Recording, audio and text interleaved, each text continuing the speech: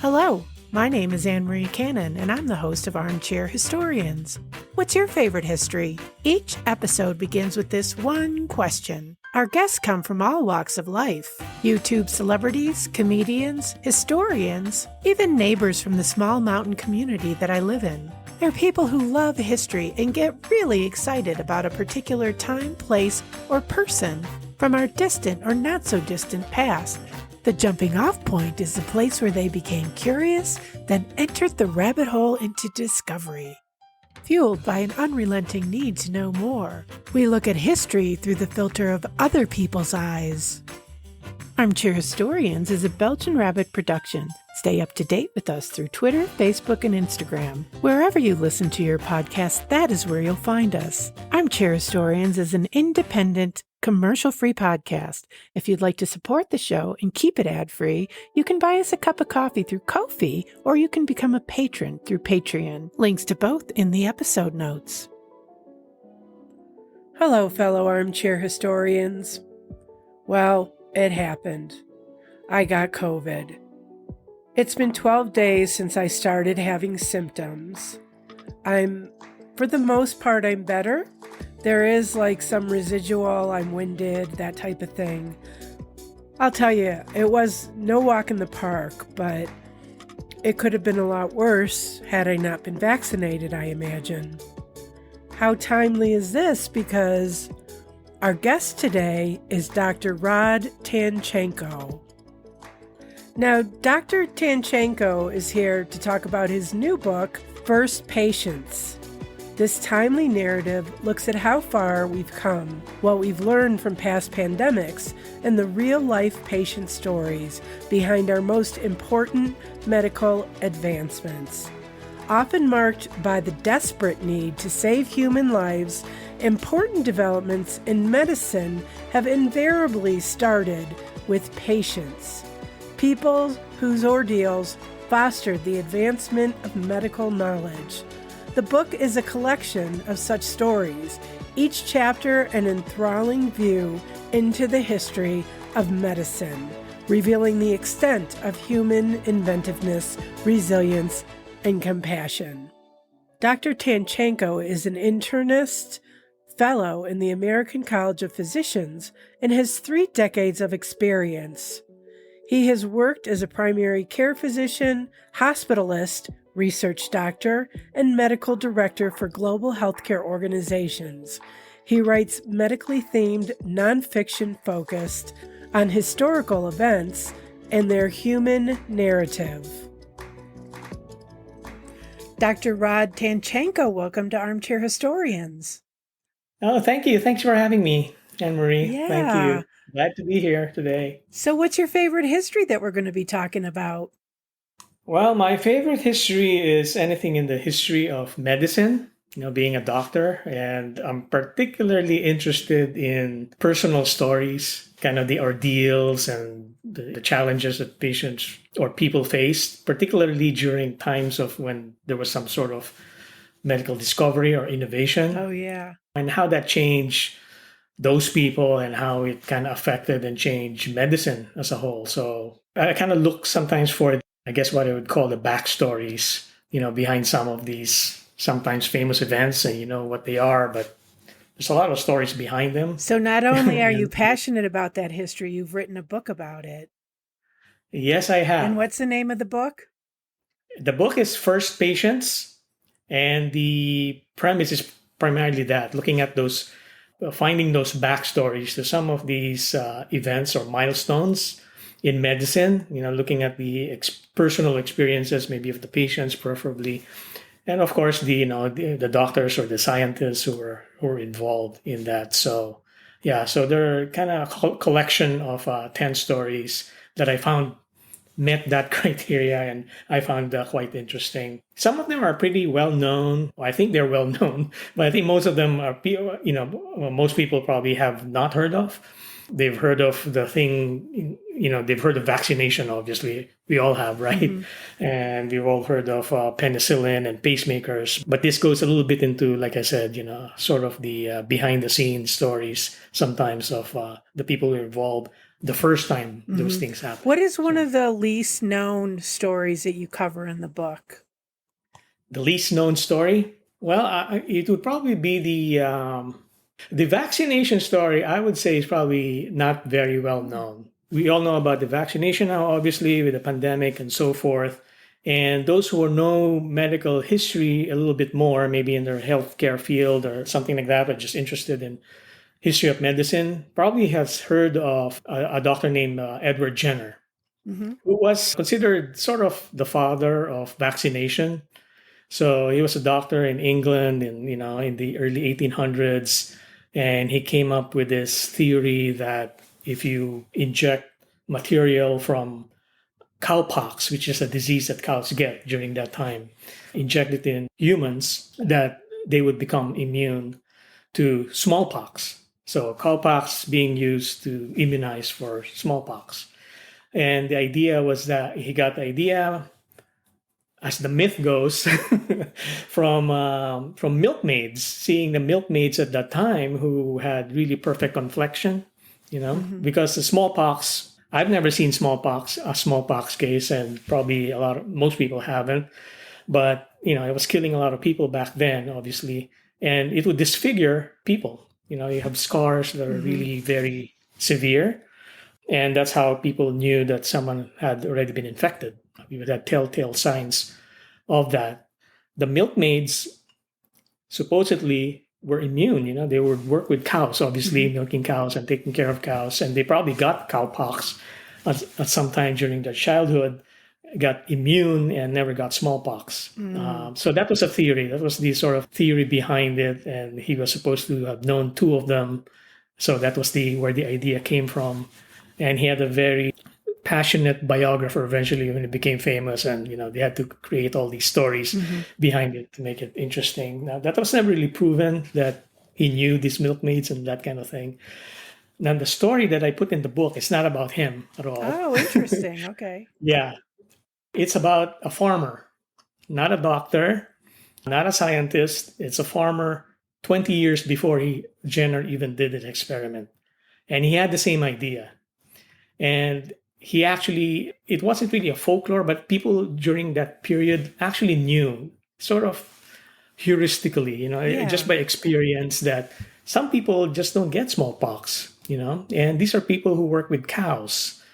And he actually knew milkmaids. So that story with that Jenner put out, Hmm. he actually had that story too. The difference is that there was a researcher who actually looked up those milkmaids, and they actually existed in the census and so forth, and they were related to this farmer.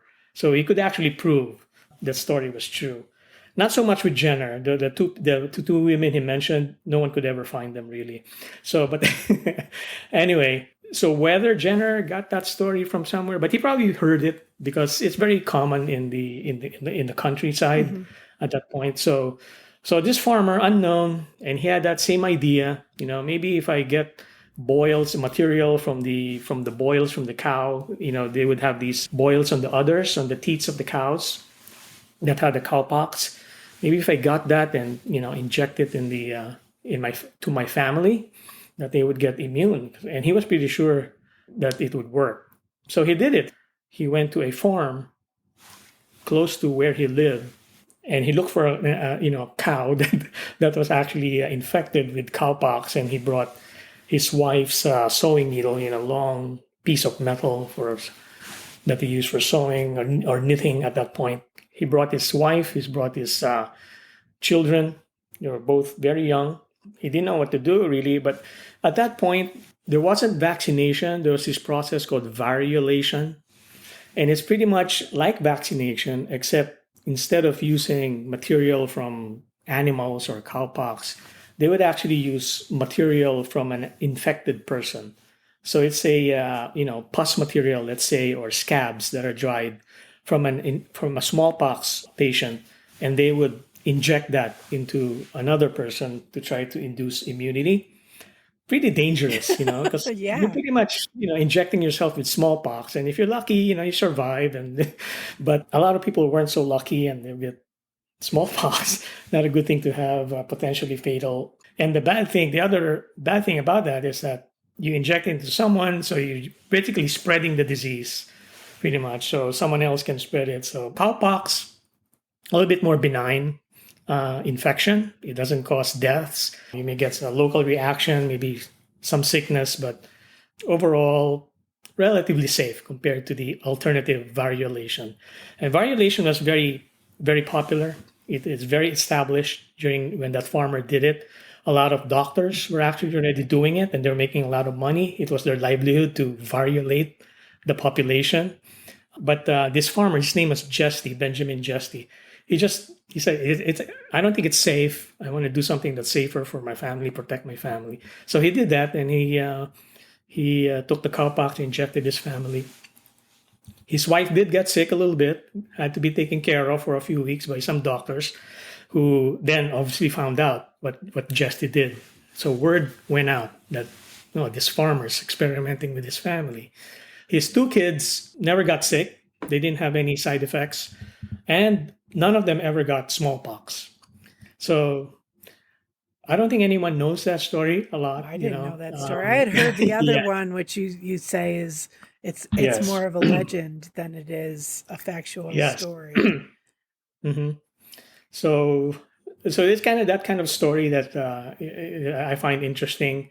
I mean, I guess in a way, the farmer got lucky, right? And he didn't know the science behind it. Mhm.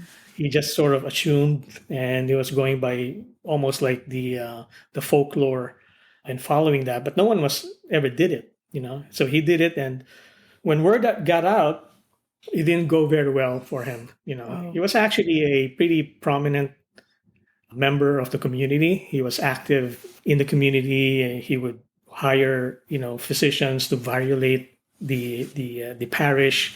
He was in the parish board and so forth. So it was kind of a pillar in that community. But after that happened, he said, how can you experiment on your own family?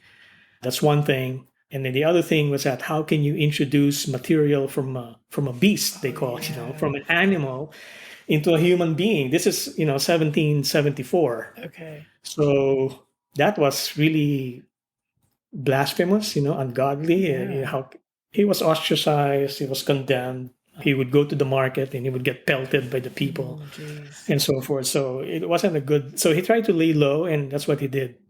So he didn't do it again. He didn't try to promote it or anything, but word did go out, and eventually he had to move to another parish or to another town, basically start over. And while he was there, that was almost 20 years ago when Jenner started to do his work, Okay. and Jenner was getting some fame and he was getting some money from the government because to compensate him and so forth. Justy was saying, "Wait a minute, maybe I should get a little bit of some compensation as well." And I did it 20 years ago, so he talked to his parish priest, pretty much, who was also a doctor and pretty prominent, who believed him, and he tried to advocate for him, and they tried to get him some recognition and so. But he's a farmer. He's not. He never published anything. He doesn't know the science behind it. So of course, it didn't go anywhere after that. And during that time, also, there were a lot of anti-Jenner people who were jealous because of his fame and his success. He had some rivals. And these rivals actually went to Justy and said, let's build you up. Let's bring you to London. And they painted a portrait for him and they gave him honors and so forth. And they tried to lobby for him with the parliament to recognize him and give him some compensation and so forth. But the opposition was very strong. And So did this guy Jenner get the information from this story about the farmer? there is no record of that. And I know that there's another author named Patrick Peed who wrote a book about Jesty, actually. Oh, okay. And that was a very good resource for me, getting all the primary sources and all that stuff. And for years, he researched his own book for years just on that farmer. And he couldn't find really anything that would link Jenner to Jesty. But what he was saying, and what's more probable, is that Jesse just knew the story, the folklore about cowpox and how it probably could protect against smallpox. And and did that. And there were other doctors who had the same theory, Mm-hmm. and who he talked to, Mm-hmm. and who is not as famous or did not become famous actually. It's not that Jenner stole ideas or Okay. he worked very hard, and he did the experiment. He did the work. So the others were happy enough with variolation, just doing what they're doing, continuing the status quo, and Uh-huh. so forth. So as a scientist, he did do a lot, and he advocated for it. He wrote to everyone, scientists all over the world, to promote it. He suffered financially because of it. So when he was compensated, it was really because of all the losses that he had while promoting and developing the technique and Wow. so forth. So yeah, so there's a lot of credit for him that he does deserve.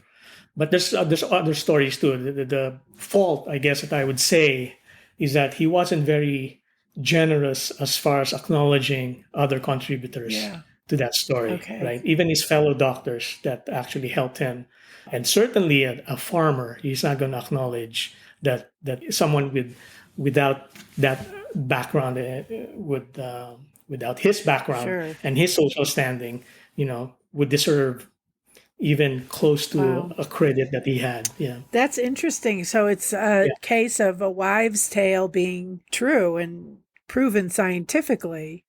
That's Hmm. interesting. And it's also interesting that, kind of the same sentiments existed, even though part of it was based in religion, Hmm. using the parts from a beast or however you put Hmm. it.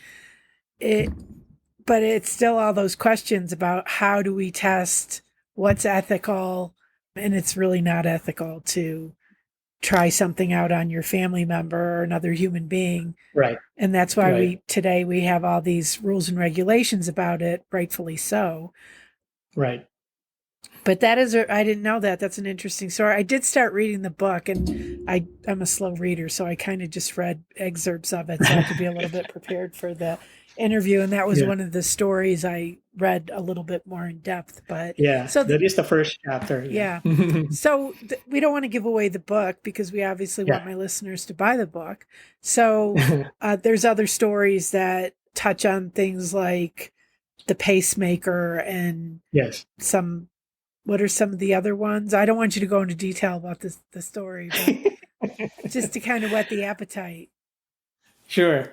Well, there's a story on the first transfusions from human to human, Uh-huh.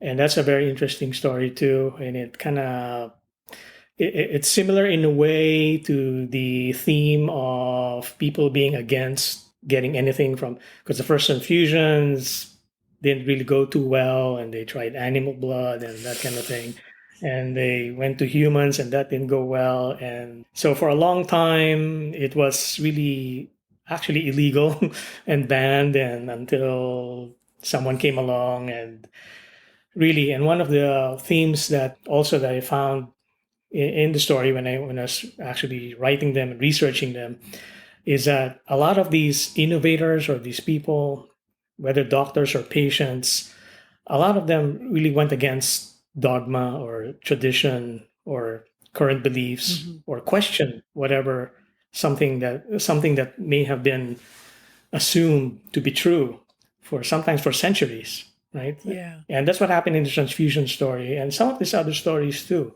that they would actually question what's been believed for hundreds of years. And, especially in the past year or so, it kind of resonated with me a little bit more when I reread these stories in the context of what's going on right Mm-hmm. now, when science is under attack Yeah. and objectivity is sometimes under attack, and for whatever agenda, political or otherwise, that people have. And my take on that is that I think it's okay to question science. I think that's how you make Mm-hmm. progress.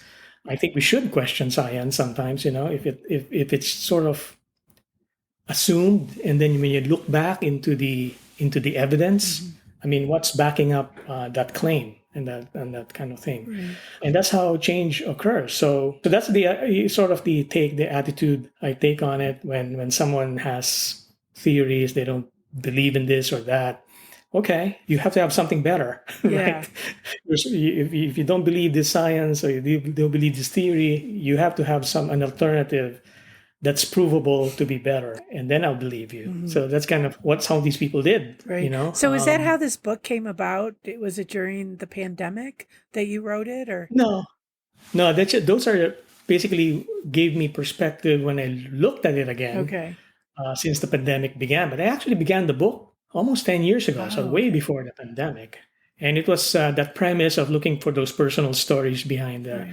innovations. And then as I looked at them, I researched them, and then, certain things that were similar in them. And then when I looked at them through the lens of the current situation, then look at this, Hmm. these people, like I was telling some people, for example, when you go back to that farmer Jesse story, and then looking back at what's happening when the pandemic began, a lot of a lot of things have changed in 200 years, and a lot of things have not changed Hmm. in 200 years. People thought that injecting material from a cow will turn you into a cow, to a beast. And these are not just farm people or people without any education. There were actually prominent physicians, doctors, who came out with articles and journals and so forth, complete with images of people, drawings, people with this disfigurements, and they claim, and the caption would say, in the process of transformation into a bull. So they actually believed it, and these are scientists who believed it. So if they believed it, or the people will believe it, and there would be newspaper accounts and pictures of people turning into cows Oh and my that kind of thing. word. Now we're more sophisticated. We've gotten a lot more sophisticated now, right? Yeah. We don't believe that vaccines will turn us into animals, but there's other theories. Some are a little bit more wild, right? So the times have changed, the science has evolved, Yeah. we're a lot more sophisticated, but the passion pro and against certain things, it's just, I guess that's human nature. I guess it's just going to be there, just in a different context. Yeah. So Right. so I found that interesting, just looking at those, how we have changed or have not changed at all, so in certain things. So where do we see this history in pop culture, or do we? The one that kind of immediately pops in my head, maybe not pop culture today, but pop culture during the time. Yeah. One of the stories is on the first defibrillation. Uh-huh. So you shock a person, right, who goes into cardiac arrest. You use a defibrillator to bring them back. And we know we have tons of. It's pretty very ubiquitous. It's everywhere, right? You go to an airport, and every corner would have an AED, a defibrillator device, and so forth. But this story was in the 30s and 40s, when it was just a very rudimentary box.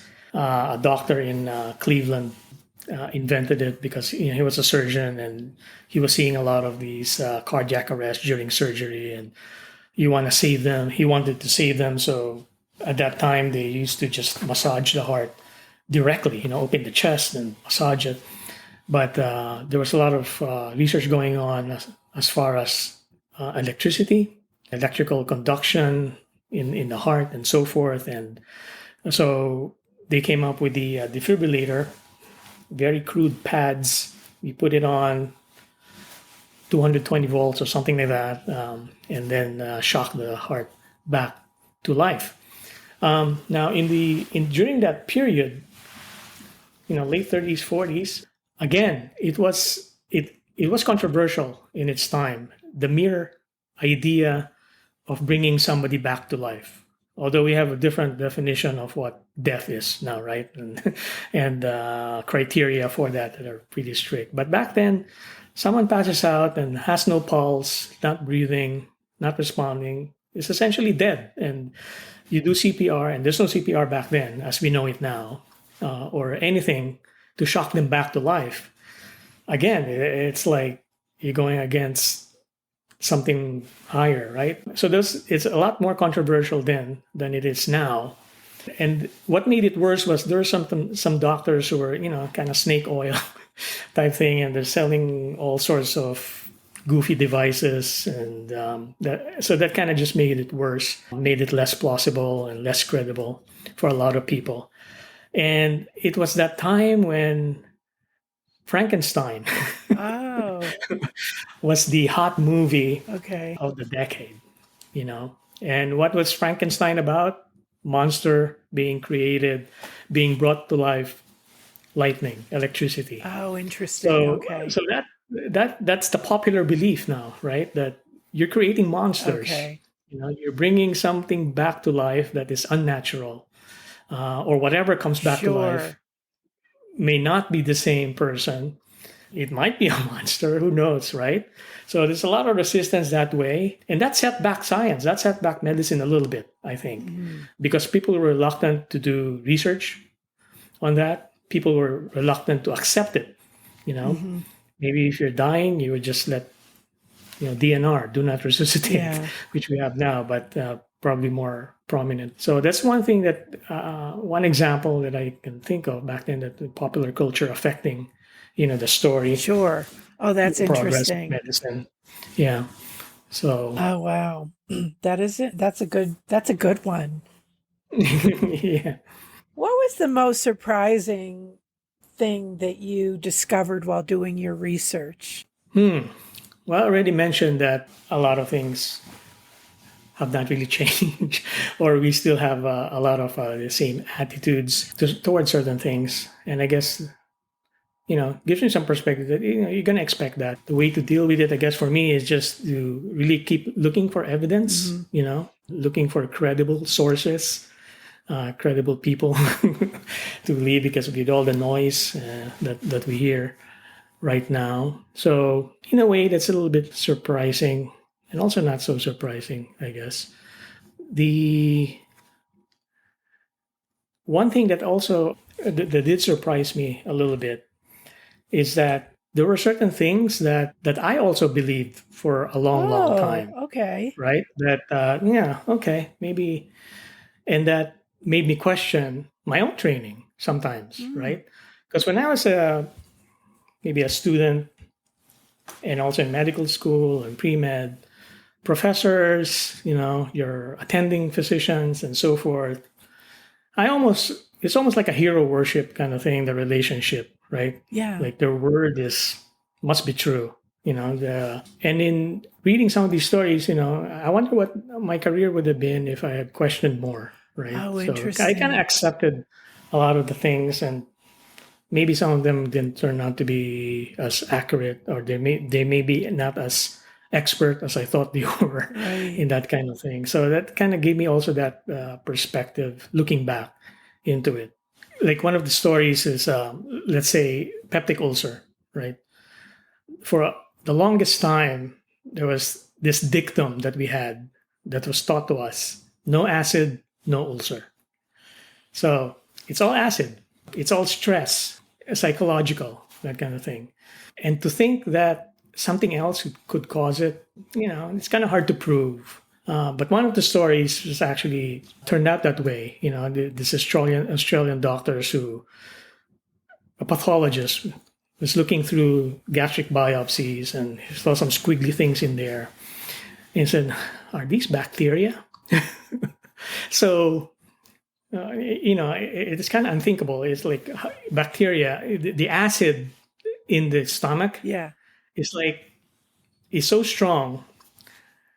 It's like car battery acid, pretty much. Wow. It's a pH of 1 or 2.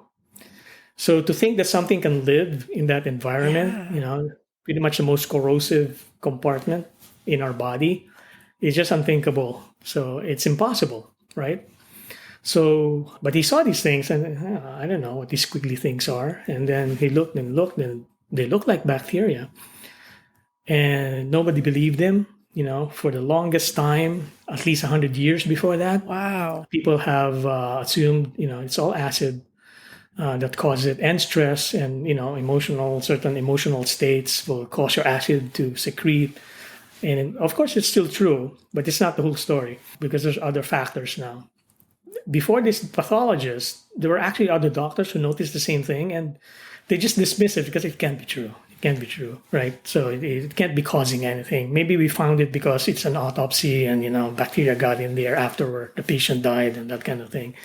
And at some point, to settle the issue, there was a prominent gastroenterologist, worked with the Surgeon General in the early 20th century.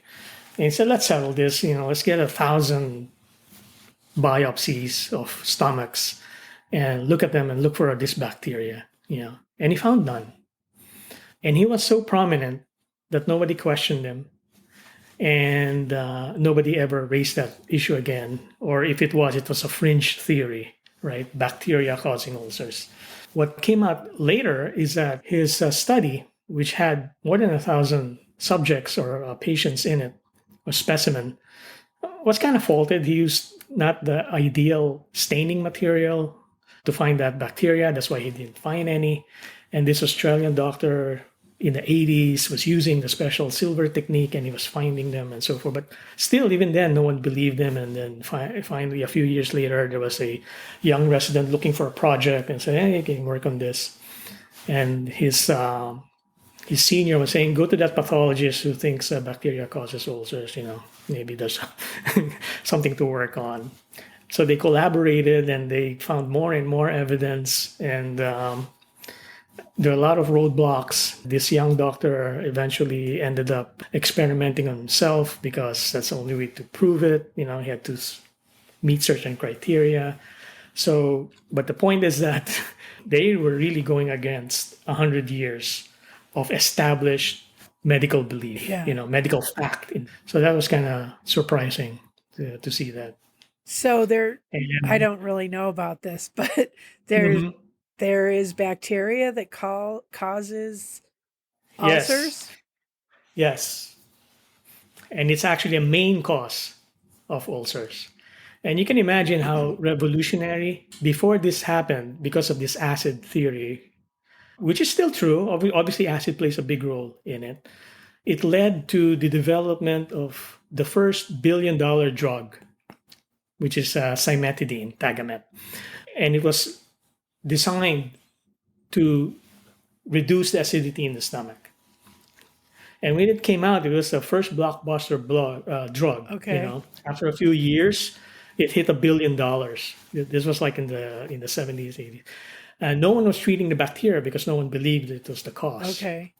And you can imagine treating the acid is pretty much symptomatic treatment. It doesn't cure the underlying cause because if you still have bacteria in there, it's going to keep happening. You're not treating the underlying cause of it. So it's kind of patch. It's a Band-Aid, pretty much. So what is the treatment today for that? Well, the treatment today is a course of antibiotics, actually. Oh. It's a combination of antibiotics and I was going to get to that you take for 2 weeks, eradicates the bacteria, eradicates the ulcer, and you're cured. And people are cured, actually. As opposed to taking an antacid or some other medication to reduce acid secretion for life, right? Right. Great for pharmaceutical companies, but not too great for patients sometimes. As opposed to a 2-week regimen of a very tolerable combination of antibiotics, which actually kills the bacteria. Wow, I didn't know that. Yes. That's fascinating. Yes, that's the H. pylori. That's the H. pylori. Oh, H. okay, pylori I've heard is of the name of the that. bacteria, Yeah. and that's the H. pylori story. And and gastric ulcers are linked to gastric cancer. So there's implications there too, reducing cancer. Wow. With that as well. So it's kind of fascinating Science is story. amazing. Science is so cool. Wow. Yeah. That's interesting. I didn't know that. And they earned a Nobel Prize, by the way. Rightfully so. Rightfully so. Yeah. So if there's one thing that my listeners can take from this history, what would you like them to remember? Well, that these are very real people behind important medical innovations. And much as it's nice to know discoveries themselves, it's nice to remember that there are personal stories behind it. Right. There are personal ordeals behind it. And to know that puts it in a better context on where we are and how we make progress, how we learn, and how that process keeps going on and on. And for me, that's what it is. It just gives me that context that these are very important discoveries with very real stories Right. behind Yeah. them. Well, that's the thing about the book is that, and I even the reviews I've read, it's Mhm, not like straight science, straight history. mhm, It is these stories are like mini biographies about these people who were mhm. involved in the process of getting the cure. And that's the thing about the book that I think is most interesting is the people stories. It's the people Right, stories. Yeah. exactly. Mhm. Yeah. Is there anything that I didn't ask you that you wanted to share with my audience? No, I think you covered it really well, actually. So Oh, okay. yeah, And those the are name of the the book again? is First Patients. And where can we find it? It's everywhere. It's everywhere. Okay. Should be in your favorite bookseller, Okay. right? And where can we Yeah. find you? The book does have a website, firstpatients.com, and that's first with a hyphen patients.com. And the usual social media, Facebook and Twitter, and Okay. it should be in there. The book does have its own website, and Okay. there's a lot more information in there Right. as well. Uh-huh. And for the readers who have the book, a little bit of a bonus material, because you can't put videos in the book and that kind of thing. But there's a little bit of back material as well in there, some other information and photos and so forth that may be interesting. So Okay. And I is thought the I'd book throw it. out already or is it coming out? It came out this month on Okay. March 8th, so it is available. Yeah. Okay, cool. I really enjoyed talking to you today, Dr. Rod Tanchanco. Thanks for being here. Thank you for having me. I enjoyed talking to you, Anne Marie. Thank you. There you have it, Dr. Rod Tanchanco and the book First Patients. To find out more about the book and Dr. Tanchanco, please be sure to check out our episode notes. Thanks for joining us. Have a great week.